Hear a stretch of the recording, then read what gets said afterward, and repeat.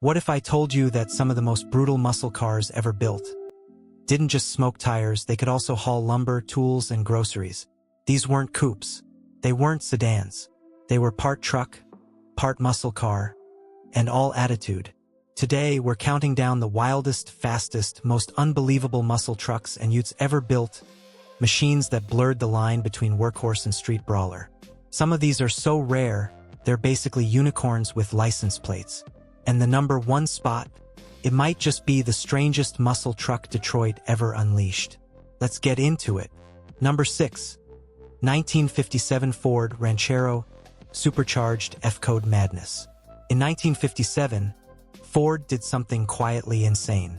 They took their brand new full-size platform, the same one underpinning the hottest cars in their lineup, and turned it into a working-class pickup with muscle car DNA. That machine was the Ford Ranchero. On the surface, it looked like a stylish utility vehicle, a car up front, a pickup bed out back. But under the hood, that's where things got wild. The Ranchero could be ordered with the same engine that topped Ford's passenger car line, the Thunderbird Special 312 cubic inch Y-block V8. And not just any 312. We're talking about the ultra-rare Paxton-supercharged F-Code version, officially rated at 300 horsepower and marketed as a police interceptor engine. In real-world terms, that meant a belt-driven centrifugal supercharger force-feeding a sealed Holley 4-barrel carburetor, backed by reinforced internals and a drivetrain borrowed straight from Ford's NASCAR and Bonneville ambitions. Out of well over 1 million Fords built in 1957, only a couple hundred carried the F-Code supercharged 312. Dropping one into a Ranchero turned it into something almost mythical, a blue-collar pickup with full-blown race hardware. One famous red example in the brothers' collection is often described as one of only 2 factory supercharged 312 Rancheros ever built. Another documented Ranchero received a dealer-installed F-Code engine, proving just how tempting it was for hot shoe buyers to bolt racing tech into what was supposed to be a parts runner. On the road, these F-Code 312 machines could hit 0 to 60 in the low 7-second range and rip through the quarter-mile in the mid-14ths. Numbers that let this humble-looking Uda embarrass plenty of so-called performance cars of its day. Pickup bed, a supercharger, and performance that shocked everyone. That's how this list begins. Number 5. 1967 Ford Fairlane Ranchero, business in the bed, party under the hood. By 1967, Ford decided subtlety was overrated. Instead of refining the Ranchero, they went straight to the Fairlane parts bin and created what was essentially a mini muscle truck. Now marketed as the Fairlane Ranchero, this version rode on Ford's intermediate chassis and wore Fairlane front sheet metal, complete with stacked headlights and a more aggressive stance. But the real story was under the hood. Buyers could choose from a full menu of engines, topping out with the legendary 390 cubic inch FE Big Block V8. This iron block brute featured a 4.05-inch bore and a 3.78-inch stroke, earning a reputation for stump-pulling torque and relentless durability. In its hottest form, the 390 was rated at around 320 horsepower and an enormous 427 pound-feet of torque. Even the milder 270 horsepower version could sprint from 0 to 60 in under 10 seconds, so it's safe to say the top-spec engines dipped well below that mark. What made the 67 Ranchero special wasn't just straight-line speed. It was versatility. This was one vehicle that could haul plywood on Saturday, a toolbox all week, and then tow a small trailer to the drag strip on Sunday without breaking a sweat. The 1967 Ranchero 390 FE perfectly captured the muscle truck philosophy. Work when you need it. Play when you want it. Number 4 1968. Chevrolet El Camino SS396, muscle car with a bed. In 1968, Chevrolet turned the El Camino from a novelty into a legitimate muscle car contender. That year, the El Camino was fully restyled on the sleek new Chevelle A-body, featuring a fastback-inspired profile and sharper, more aggressive lines.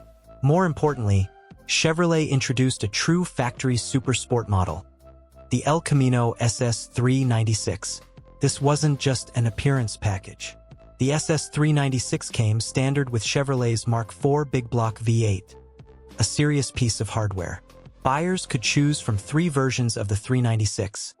The L35 with 325 horsepower, the L34 with 350 horsepower, and the wild, solid lifter L78, advertised at 375 horsepower.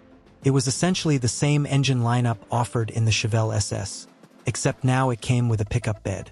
Out of roughly 41,000 to 42,000 El Caminos built for 1968, about 5,190 were SS396 models, proving this wasn't a one-off experiment.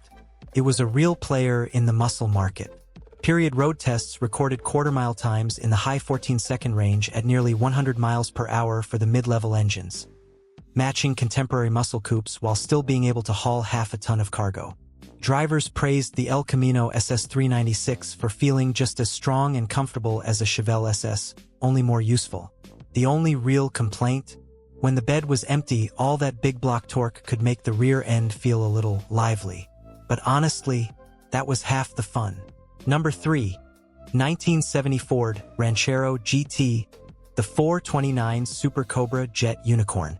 By 1970, muscle cars had gone completely off the rails, and the Ranchero followed them straight into madness. The fifth-generation Ranchero arrived riding on Ford's Torino platform, featuring the same Coke bottle styling and front suspension as the intermediate car that had just won Motor Trend's Car of the Year. It looked bold. It looked aggressive. And under the hood, things escalated quickly. Above the small block options sat 3 flavors of Ford's monstrous 429 big block: the Thunderjet, the Cobra Jet, and the king of them all, the 429 Super Cobra Jet. Rated at 375 horsepower and 450 pound-feet of torque, the SCJ was built for domination. Order the drag pack and your Ranchero quietly transformed into a factory sleeper monster, complete with 4-bolt mains, forged pistons, a solid lifter camshaft, a massive Holley carburetor, an external oil cooler, and aggressive rear gearing with a limited slip or Detroit locker. Translation: you could accidentally turn a hardware store run into a full-blown drag strip launch. Production numbers tell just how rare these trucks were. Out of 21,640 Rancheros built in 1970, only 3,950 were GT models, and just 153 left the factory with any 429 engine at all. Of those, roughly 60 combined the Super Cobra Jet with the drag pack and 3.91 gears. That's not rare. That's unicorn territory. Number 2. 1970 Chevrolet El Camino SS454, the peak of the muscle era. If 1970 marked the peak of the muscle car era, the El Camino SS454 stood right at the summit. That year, the El Camino received a bold facelift with square lines, a more aggressive grille, and a stance that screamed power.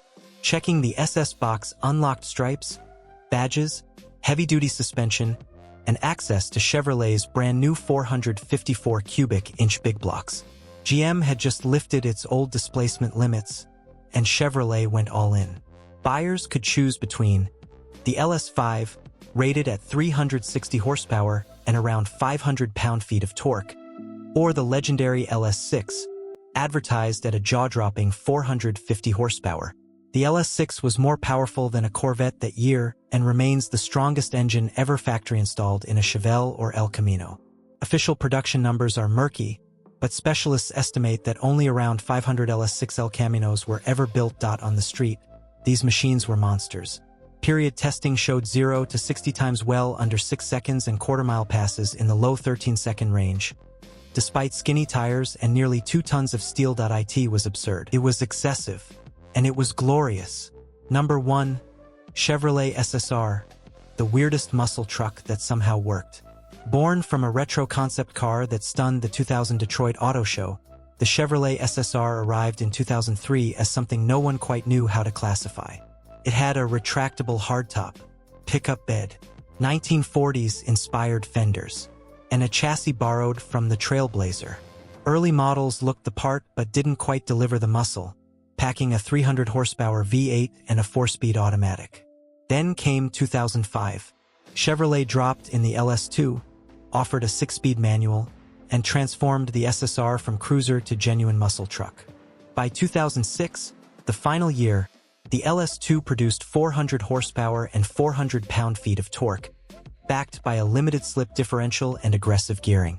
That was Corvette-grade power trying to hustle nearly 4,700 pounds of folding roof pickup, and somehow it worked. Period tests recorded 0 to 60 in about 5.5 seconds and quarter-mile times in the high 13ths. Underneath the cartoonish styling, the SSR got upgraded suspension, big four-wheel disc brakes, and a surprisingly capable chassis. It was weird, it was flawed, and it was unforgettable. These weren't just trucks, and they weren't just muscle cars. They were bold experiments. Moments when Detroit said, "Why not both?" If you enjoyed this deep dive into the wildest muscle trucks ever built, do yourself a favor, tap that like button, because the algorithm loves horsepower almost as much as we do. Drop a comment telling me which one you'd take home, and which one you'd actually daily.